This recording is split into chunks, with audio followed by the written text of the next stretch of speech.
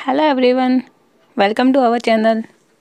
So now today's my topic is Cauchy sequences and complete metric space.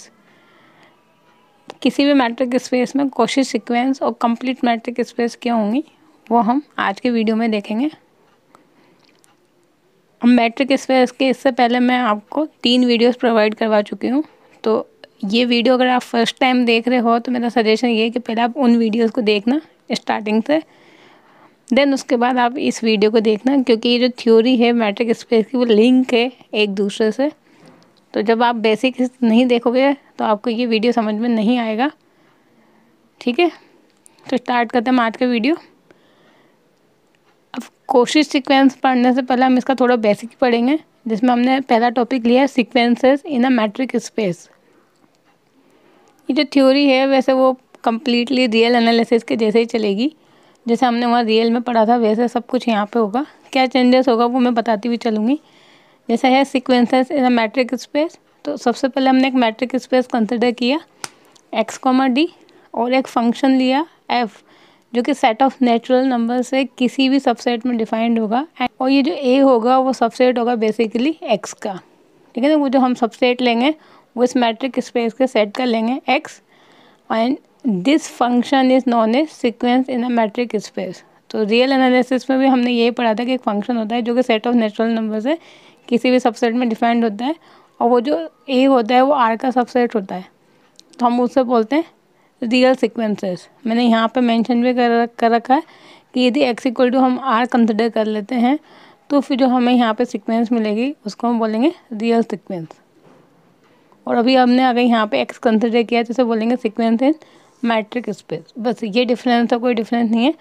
बाकी इसकी properties वगैरह सब same रहेगी जो हमने रियल में पढ़ी है।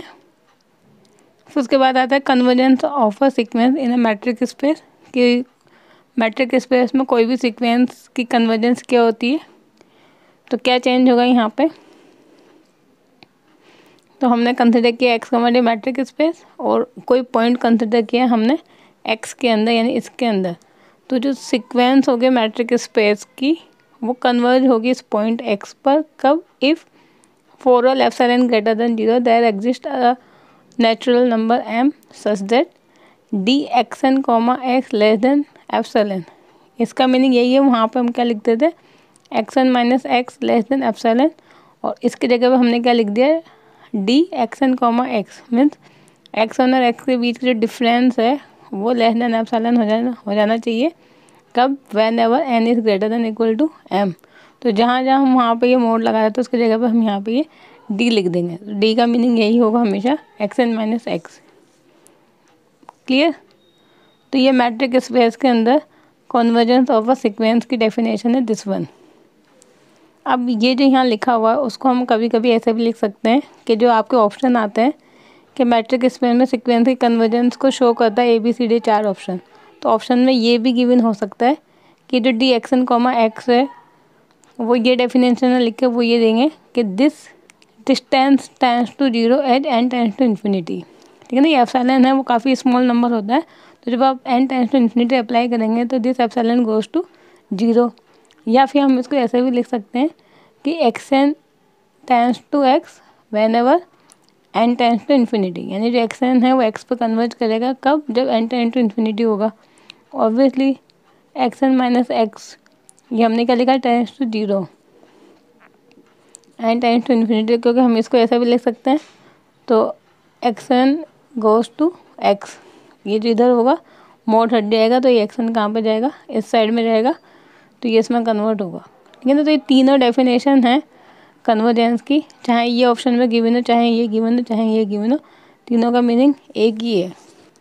तो ये तो होगी definition convergence of a sequence in a metric space की। ठीक, अब कुछ रिजल्ट्स देखते हैं। तो ये यहाँ जो मैं रिजल्ट लिखूँगी वो सब वेल प्रूफ थ्योरम्स हैं मैट्रिक स्पेस में, बट हम यहाँ पे उनको प्रूफ नहीं करेंगे, केवल मैं आपको रिजल्ट्स बताती हुई चलूँगी, वो भी इम्पोर्टेंट रिजल्ट जिनसे एग्जाम में क्वेश्चन आते हैं या पूछे जा सकते हैं। तो वही मैं रिजल्ट्स यहाँ पर मेंशन करूँगी। वन बाय वन देखते हैं, सारे रिजल्ट्स इंपॉर्टेंट होंगे, ये ध्यान रखना। नंबर 1 है in a metric space limit of a sequence is unique if exist. अगर मैट्रिक स्पेस में कोई भी सीक्वेंस है तो सीक्वेंस की जो लिमिट होगी वो यूनिक होगी अगर वो एग्जिस्ट करती है तो। ठीक है, रियल सीक्वेंस में भी ऐसा ही होता है कि लिमिट जो होती है किसी भी सीक्वेंस की वो हमेशा यूनिक होती है, एक से ज़्यादा कभी भी लिमिट नहीं मिलती है। तो वही सेम थ्योरम यहाँ पे है। फिर नंबर 2 है एक्स को डी अगर मैट्रिक स्पेस है और इसके अंदर आपने 2 पॉइंट कंसिडर किए x0 and y0 belongs to x। ठीक, अब एक सीक्वेंस ली yn जो कि y0 पर कन्वर्ज करती है, then the sequence D x0, ये याद रखना, ये यहाँ पर कांस्टेंट पॉइंट है ये वाला x0 कोमा yn, ये सीक्वेंस लिया अपन ने yn। सो ये जो न्यू सीक्वेंस होगी वो भी कन्वर्ज करेगी डी x0 कोमा y0 पर, यानी ये जो कांस्टेंट पॉइंट है वो तो एडिटर आएगा और ये जो yn है वो कन्वर्ज हो रहा है y0 पर। तो यहाँ पर ये जो सीक्वेंस होगी वो डी x0 कोमा y0 पर कन्वर्ज होगी। ठीक, सिंपल है, याद रख सकते, कोई प्रॉब्लम नहीं है। अब इसी के सिमिलर एक थर्ड प्रॉपर्टी है, वो मैं यहाँ बता देती हूँ, फिर नेक्स्ट पेज पे लिख दूँगी। सेम है कि एक्स डी मैट्रिक स्पेस है और x0 y0 belongs to x है। ये भी गिवन है कि एक सीक्वेंस y0 पे कन्वर्ट है और इसके साथ साथ यहाँ पे गिवन होगा एक और सीक्वेंस है xn जो कि x0 पर कन्वर्ज करती है। ठीक है ना, अभी एक सीक्वेंस गिवन थी, अब 2 सीक्वेंस गिवन होगी। देन द सीक्वेंस, अभी जो x0 होगा इसके जगह पे यहाँ पे लिखा होगा xn, कि ये जो सीक्वेंस होगी D xn comma yn it is converge to D x0 comma y0। अगर 2 सीक्वेंस लिख देते हैं तो यहाँ पे दोनों सीक्वेंस की nth टर्म्स होंगी तो कन्वर्ज करके सेम पॉइंट पे। अगर केवल एक ही सीक्वेंस गिवन है तो जो भी सीक्वेंस गिवन है, चाहे xn हो चाहे yn हो, उसके अकॉर्डिंग यहाँ पे एक कांस्टेंट पॉइंट गिवन होगा। ठीक, क्लियर। अभी जो मैंने अभी यहाँ पे एक्सप्लेन किया उसको मैं वहाँ पे नेक्स्ट पेज पे लिख देती हूँ, जिससे आपको और ज़्यादा अच्छे से क्लियर हो जाएगा। तो जो अभी हमने नंबर 3 रिजल्ट वहाँ मैंने बताया था वो यही होगा। यहाँ जो मैंने मेंशन किया एक्स हमारी मैट्रिक स्पेस है और 2 पॉइंट्स हमने एक्स में कंसिडर किए और 2 सीक्वेंस हमने ली xn जो कि x पे कन्वर्ज हो रही है, yn जो कि y पे कन्वर्ज हो रही है at n tends to infinity. Then this sequence D xn comma yn, अब वहाँ जो x0 लिखा था उसकी जगह पे मैंने xn लिख दिया। Then this sequence converge to D x0 comma y0 at n tends to infinity. तो यही इस थ्योरम का स्टेटमेंट होगा। फिर नंबर 4 है in a metric space x D a sequence converge to x0 then every sub sequence of xn also converge to x0। इसमें क्या है कि अगर कोई हम मैट्रिक स्पेस लेते हैं और इसमें कोई सीक्वेंस लेते हैं, ठीक है, xn जो कि कन्वर्ज हो रही है किस पे, x0 पर, तो इस सीक्वेंस के जितने भी सब सीक्वेंसेस होंगी वो सारी की सारी भी कन्वर्ज होंगी इसी पॉइंट पर। ठीक, अगर हम यहाँ बोल रहे हैं सीक्वेंस जो है वो कन्वर्ज हो रही है किसी पॉइंट पर, तो वो इम्प्लाइज करेगा कि जो सब सीक्वेंसेस होंगी वो भी कन्वर्ज करेंगे सेम पॉइंट पर। बट नीचे मैंने लिखा हुआ है कि converse of above theorem is not true. Converse क्या बनेगा, अगर किसी भी सीक्वेंस की जो सब सीक्वेंस है, मीन्स आपको जो इन्फॉर्मेशन है वो सब सीक्वेंस के लिए गिवन है कि जो सब सीक्वेंसेस है वो कन्वर्ज करी किसी पॉइंट पे, then this condition doesn't implies कि सीक्वेंस भी कन्वर्ज करेगी सेम पॉइंट पे। इसके कई सारे एग्जांपल, एक छोटा सा एग्जांपल मैं आपको दे दूँ, रियल सीक्वेंस का दे दूँ। जैसे -1 की पावर n होती है, ये सीक्वेंस है और ये हमें पता है कि ये कन्वर्ज नहीं होती है क्योंकि इसके 2 लिमिट पॉइंट मिलेंगे -1 एंड 1। बट जब इसके सब सीक्वेंसेस बनाएंगे तो इसके 2 सब सीक्वेंसेस मिल जाएगी। एक तो मिलेगी यहाँ पर इवन के लिए, एक मिलेगी ओड के लिए, यानी एक 1,1,1 ये सारे इवन नंबर्स के लिए, और एक आपको मिल जाएगा -1, -1, -1 ये सारे ओड नंबर्स के लिए। ठीक, अभी जो दो सब सीक्वेंसेस है उसमें ये तो 1 पे कन्वर्ज कर रही है और ये -1 पे कन्वर्ज कर रही है। तो ये एग्जांपल है कि अगर सब सीक्वेंस किसी पॉइंट पे कन्वर्ज करेगी तो इट इज़ नॉट नेसेसरी कि सीक्वेंस भी पॉइंट पे कन्वर्ज करेगी, हो भी सकती है नहीं भी हो सकती। तो ये एग्जांपल मैंने इस कन्वर्स को प्रूफ करने के लिए दिया है।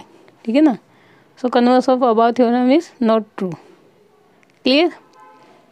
ठीक, अब है बाउंडेड सीक्वेंस।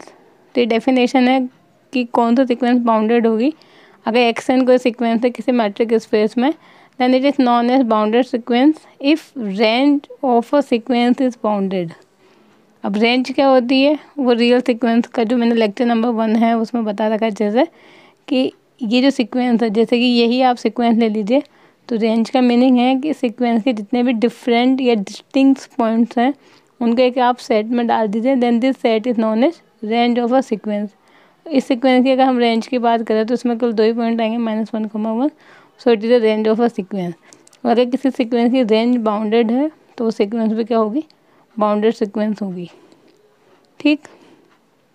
फिर नंबर 5 है every convergent sequence in a metric space is bounded. तो इस थ्योरम की वजह से मैंने ये डेफिनेशन बताई दी।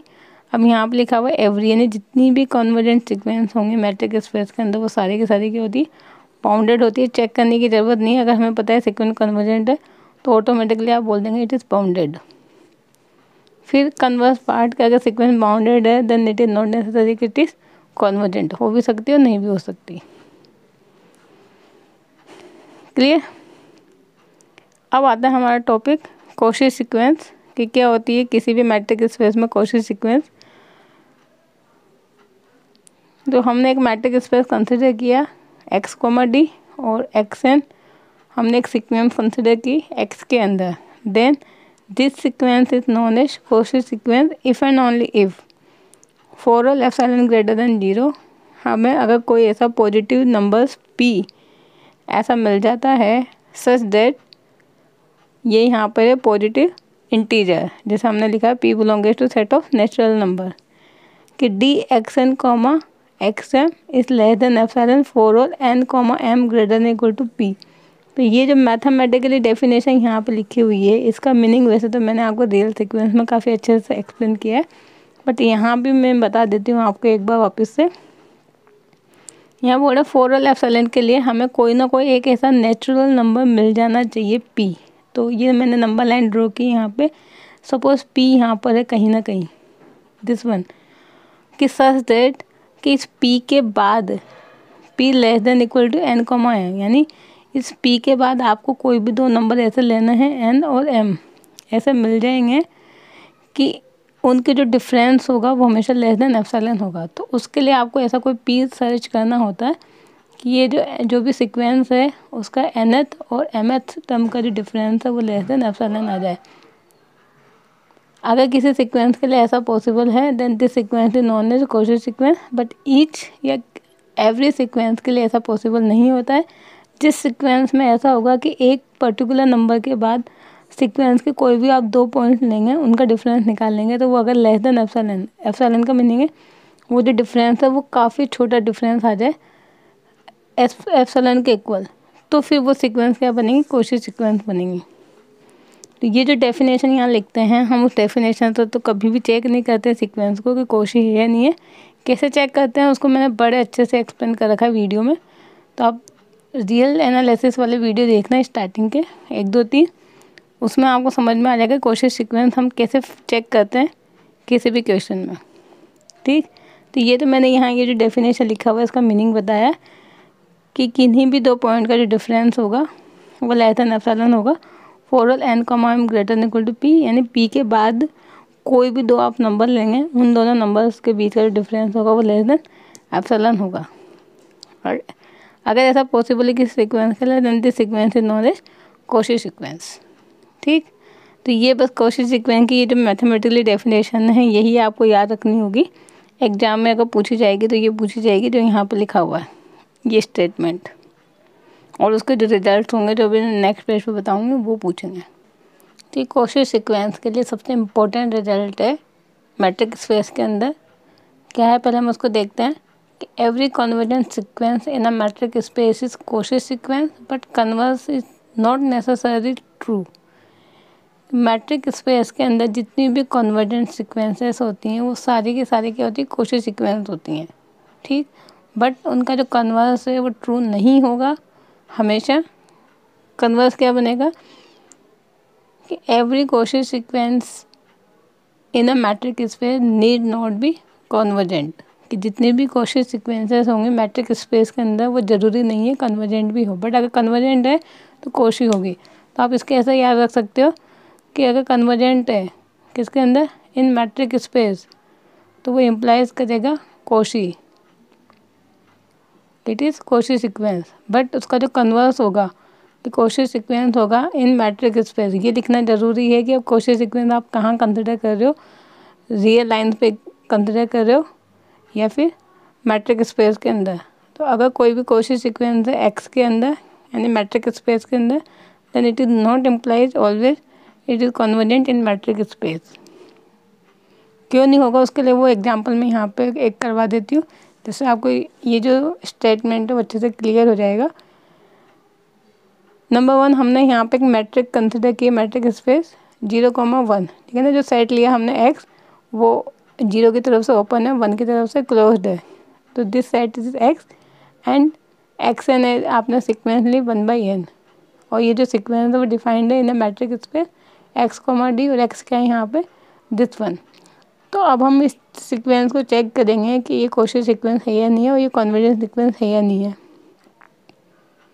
तो पहले मैंने यहाँ पे चेक कर रखी कोशी सीक्वेंस की डेफिनेशन से, मैंने इसको डेफिनेशन से चेक किया है, जो भी मैंने जस्ट इससे पहले बताई थी कि for all epsilon greater than 0 के लिए आपको कोई ना कोई ऐसा पॉजिटिव इंटीजर सर्च करना होता है p बिलोंग्स टू n, ठीक है ना, पॉजिटिव इंटीजर। तो वो हमें सर्च करना है, तो उसके लिए केवल हम for all epsilon greater than 0 लेके चलेंगे। तो ये dxn xm को हम ऐसा लिख सकते हैं, इसका मीनिंग है इन दोनों के बीच की डिस्टेंस यानी xn माइनस xm।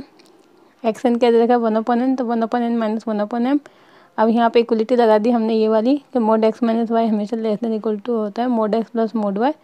तो हमको इसको ऐसा लिख देंगे, इसको ऐसा लिख सकते हैं। मोड लगाने की ज़रूरत नहीं है क्योंकि n और m नेचुरल नंबर्स है, तो ये जो होगा वो भी एक पॉजिटिव नंबर ही मिलेगा, ठीक।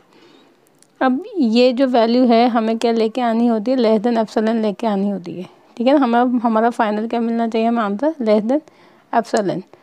तो यहाँ पर हम ऐसा क्या पुट करें कि वो लेस देन एप्सिलॉन आ जाए। तो ऑब्वियसली ये जो भी है 1/n इसको हमने लिख लिया, it is less than epsilon and 1/m को भी हमने लिख दिया लेस देन एप्सिलॉन/2, ठीक। तो जैसे ये लिखा तो ये तो सम हो जाएगा एप्सिलॉन के इक्वल।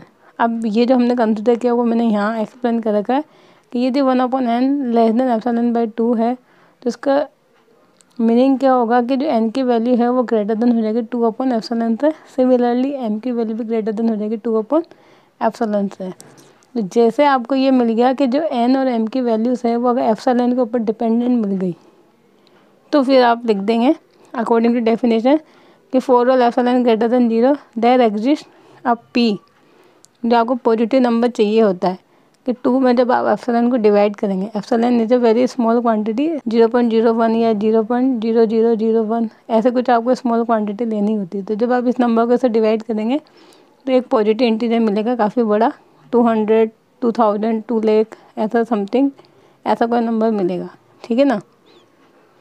तो इससे हम ये क्लियरली बोल सकते हैं कि for all epsilon greater then के लिए देयर एग्जिस्ट अ p, जो कि p जो होगा वो एप्सिलॉन का फंक्शन होगा। कोई भी यहाँ पे एप्सिलॉन का फंक्शन मिल सकता है।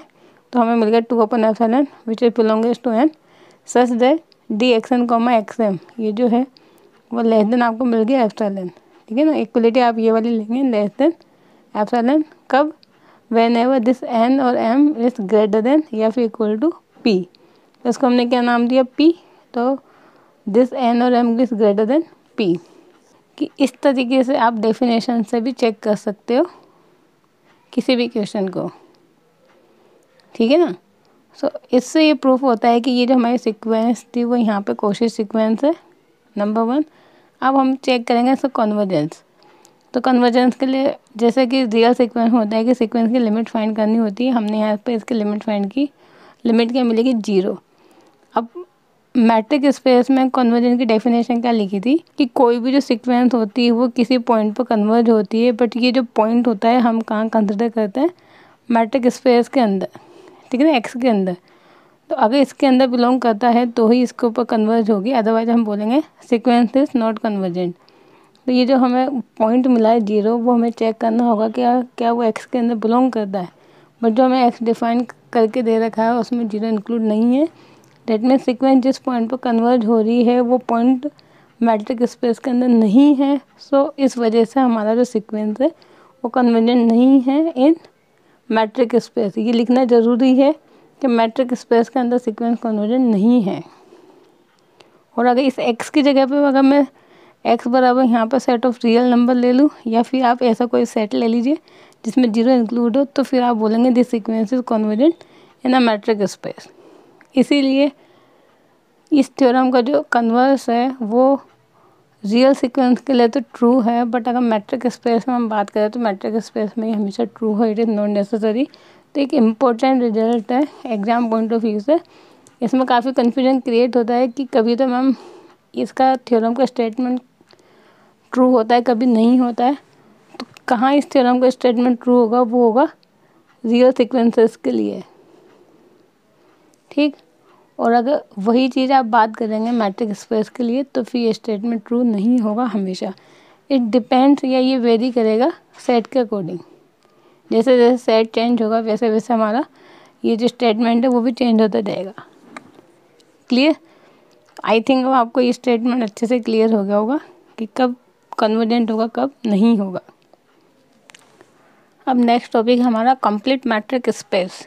तो क्या होता है कंप्लीट मैट्रिक स्पेस, इसकी डेफिनेशन देखते हैं कि a metric space X comma D is said to be complete metric space कब, इफ़ एवरी, डेफिनेशन पे ये इतनी सी है कि if every Cauchy sequence in X is converge. किसी भी मैट्रिक स्पेस में जितनी भी कोशी सीक्वेंस होंगी वो सारी की सारी अगर एक्स पर कन्वर्ज होती हैं, यानी एक्स के किसी न किसी पॉइंट पर कन्वर्ज होती हैं, then this type of metric space is known as complete metric space.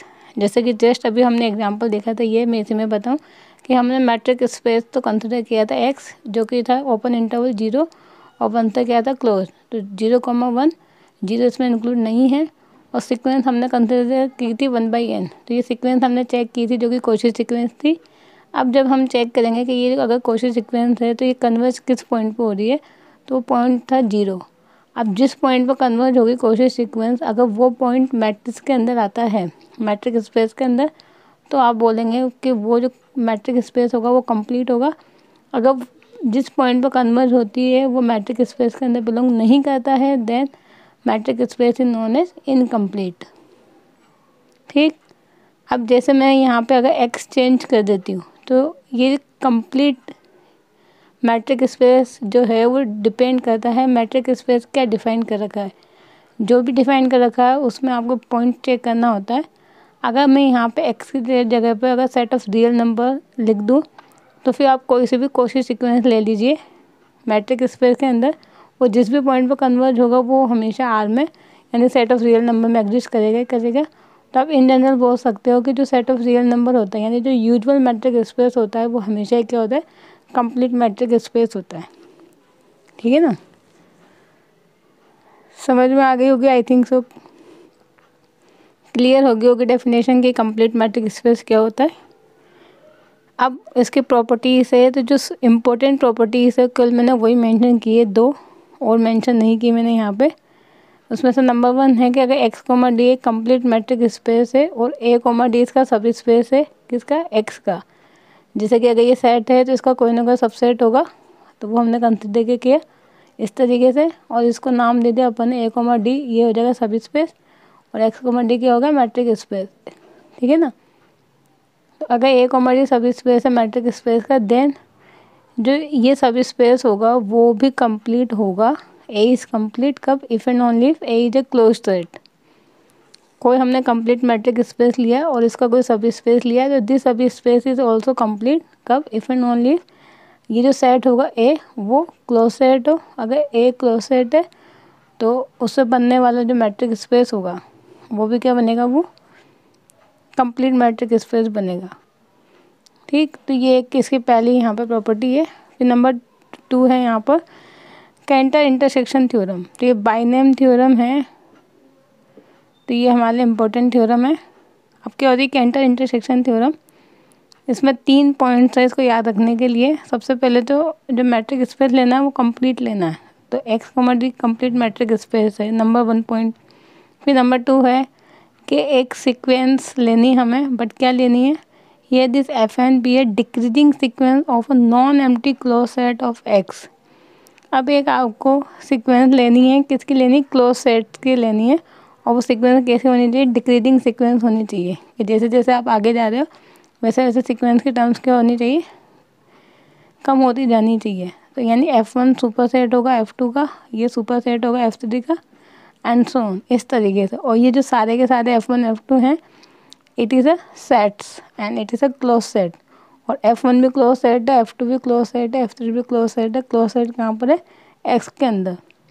तो नंबर 1 आपको कंप्लीट मैट्रिक स्पेस लेना है। नंबर 2 आपको क्लोज सेट्स की डिक्रीजिंग सीक्वेंस लेनी है, किसके अंदर? X के अंदर। और इस तरीके से लेनी है कि ये जो क्लोज सेट्स है, अगर इनका डायमीटर निकालेंगे तो वो टेंस टू 0 होना चाहिए एंड टेंस टू इन्फिनिटी पर। इस तरीके से आपको ये सेट्स कंसिडर करना है। अब उसके बाद नंबर 3 पॉइंट है ये। तो अगर इन सभी क्लोज सेट का इंटरसेक्शन निकालेंगे तो जो नया सेट मिलेगा, नंबर 1 वो नॉन एम्प्टी होना चाहिए and number 2 it contains exactly 1 point. और ये जो इंटरसेक्शन वाला जो सेट आपको मिलता है नया, उसमें एग्जैक्टली 1 ही पॉइंट होना चाहिए। अगर ऐसा होता है then this type of theorem is known as Cantor intersection theorem. तो याद रख सकते हैं, कोई प्रॉब्लम नहीं है। 3 पॉइंट्स में इसको डिवाइड करना है, जैसे मैंने बताया। नंबर 1 आपको कंप्लीट मैट्रिक स्पेस कंसिडर करना है। नंबर 2 एक आपको सीक्वेंस लेनी है क्लोज सेट्स की जो कि डिक्रीजिंग होनी चाहिए और ईच क्लोज सेट का डायमीटर टेंस टू 0 यानी 0 होना चाहिए। और नंबर 3 पॉइंट, अगर उन सभी क्लोज सेट्स का अगर आप इंटरसेक्शन करते हैं तो वो एक तो नॉन एम्प्टी होना चाहिए और नंबर 2 उस सेट के अंदर एग्जैक्टली 1 पॉइंट होना चाहिए। ठीक है ना। अब चेंज कभी कभी यहाँ कर देते हैं थ्योरम में, यहाँ पे एटलीस्ट 1 पॉइंट लिख देंगे, एट मोस्ट 1 पॉइंट लिख देंगे, एग्जैक्टली 1 पॉइंट, या यहाँ पे नॉन एम्प्टी की जगह लिख देंगे इट इज़ एम्प्टी सेट यानी हैव नो पॉइंट्स। इस तरीके से ऑप्शन चेंज होंगे यहाँ पे। तो ये कंप्लीट मैट्रिक्स स्पेस का जो इम्पोर्टेंट पार्ट था वो मैंने यहाँ पे बताया आपको। अब नेक्स्ट टॉपिक जो होगा हमारा कॉम्पैक्ट सेट, कनेक्टेड सेट्स, वो मैं कल वाली वीडियो में डिस्कस करूँगी। सो I hope guys you like this video, and if you like then please like, share and subscribe our channel, and thank you for watching my videos guys. Thank you.